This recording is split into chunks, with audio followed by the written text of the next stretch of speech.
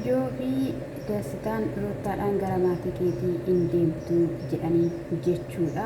Adeemtu lafti faasigaadha. Maatii ishee bira ooltee deebitee haa dhuftuun jedha akka kiyyatti. Ashamaa akkam jirtu hordoftoonni kiyyaa marti keessanii siniin jechaa sabskiraayib laayik koomentii gochuudhaan na jajjabeessaa siniin jechuu in jaaladha.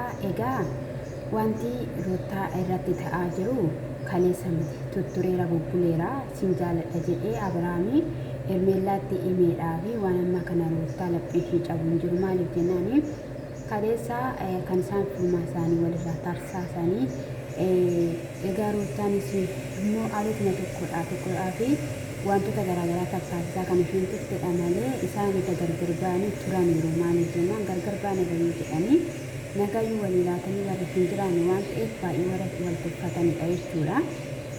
Haa ta'u malee egaa Ijoo fi Dastaan jalqabarratti baga araaramtan siniin jechuun jaaladha maaliif jennaan akka diinotaatti wal ilaalaa kan turtanidha keessaayyuu Ijoon jechuudha. Dastaadhaan baay'ee balaaleffachaa ture siif hin ta'u si balleessuu fi si barbadeessuu fi sitti fayyadamuufidha.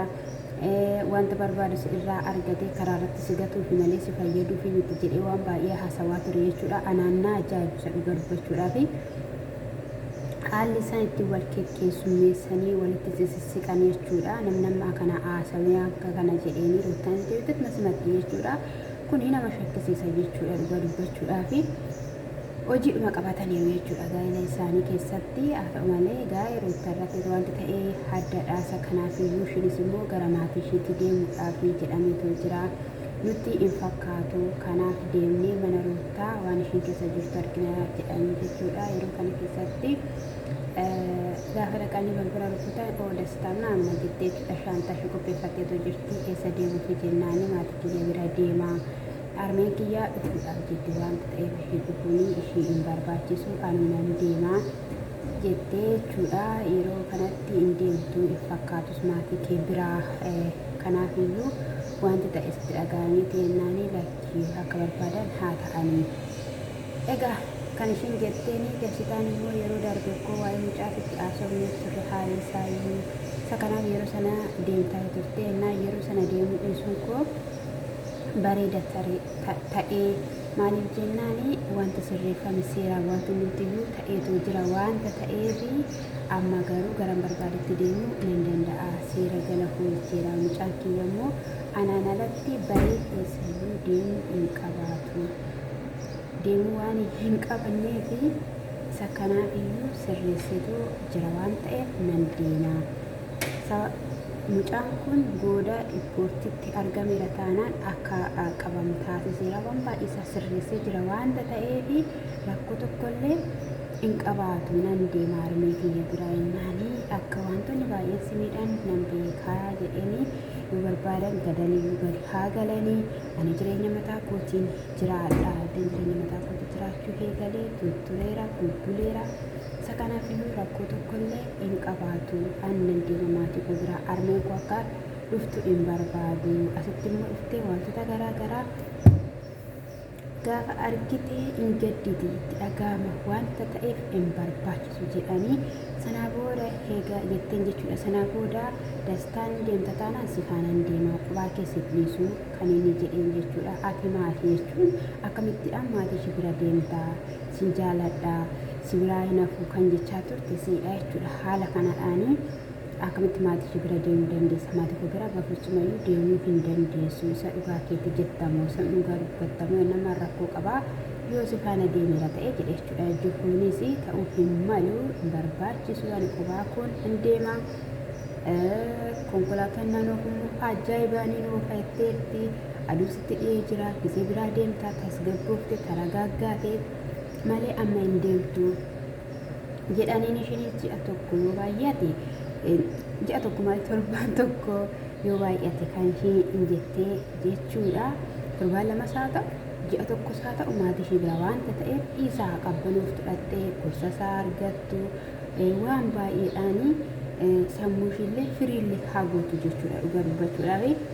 Ruuttaan dubartii jabduu dubartii cimtuudha dhugaa dubbachuudhaaf waan baay'ee irratti ishee argeera jechuudha. Egaa haala isheen egaa mana ishee kanaa dhabuu ishee sun xiqqoo nama gaddisiisa malee gootadha.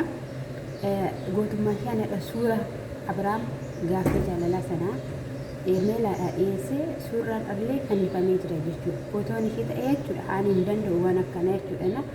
Yoollee ka'ullee baate qottoo wanni jirti soxxuu kan jedhamu dhiisuma fudhadheen jechuudha girgidaarraa gadi faga malee mana sanii keessaa taa'uun qabu jechuudha. Isheen garuu calluma jettee waan hundumayyuu jechuudha obsaan hubannaan ogummaan jechuudha ilaalaatoo jirti jechuudha.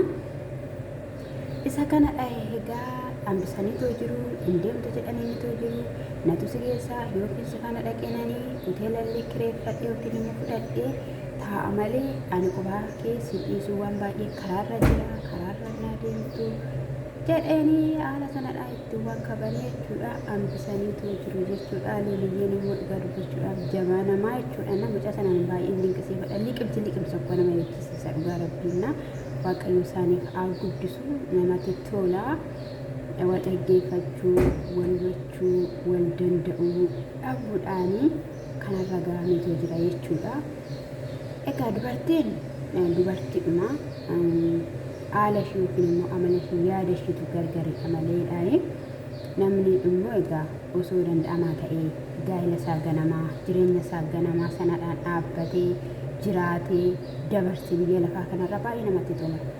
Nuti yoo baay'ate 70 yoo akkam baay'ate 80 sayyuu yoo eebbifamne umuriin keenya yoo hin kenname yeroo ammaa kana immoo waan argamaa jirudha jechuun karaa tafaa jira waan baay'eetu jira. Kanaaf amna yaaduu osoo hin taane tokkoffaa Abiraam intala kanaanis jechuudha iddoo waan qabachiisee gaa'ela daddiigeera hin fedhani gaa'ela jedhee jechuudha waan iddootti laatee karaatti laatee toora galcheen jiru har'allee jechuudha akka nama ishee barbaadu akka nama ishee faana waan hundumaa ta'u gaafa isheen viidiyoo waraabuudhaaf jettee gaafa isheen isa faana qalladuudhaaf jettee istoophaan ifate waan tokkollee walirraa hin qabnu jedhee waan dhaabatee hin qabu akka ishee waan barbaadu sin ta'a kanarraa kan ka'e bakka isheenis har'a naa deebi'aa laata boru naa deebi'aa laata jechuudha.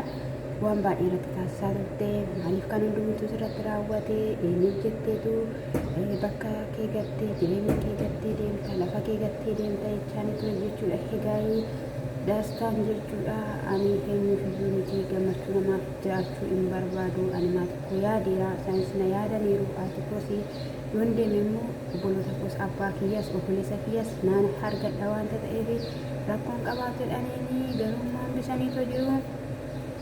Itti yaadne itti walii galleetu kan hati egaa deemuu qabdu jedhaniin jechuudha. Yeroo tokko maal akka dhugatu joonsun jechuudha. Joonsuni jireenya Hermeellaa keessaa baay'ee jechaa ture yeroo darbe jechuudha.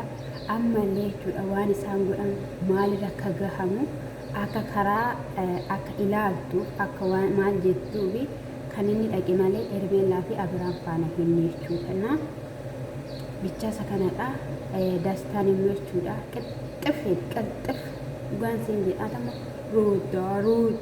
ruutii jedhi jabina keessa qixxif nasa kana siin